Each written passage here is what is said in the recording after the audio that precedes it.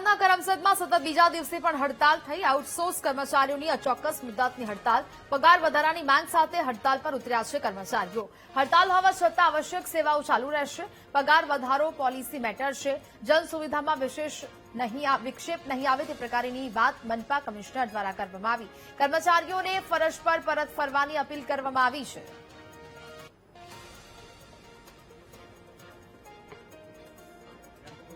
જે આજ હડતાલ પર ગયેલ છે તેમને હું જણાવવા માંગુ છું કે જે પગાર વધારાની માંગણી કરેલ છે તે ગેરવાજબી છે।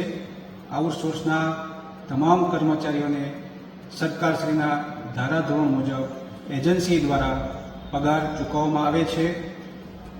તેઓ દ્વારા પગાર વધારાની જે માંગણી કરી છે તે ગેરવાજબી છે અને મારી દ્રષ્ટિએ મનપાના તંત્રને બાનમાં લેવાનો પ્રયાસ કર્યો છે તે અયોગ્ય છે।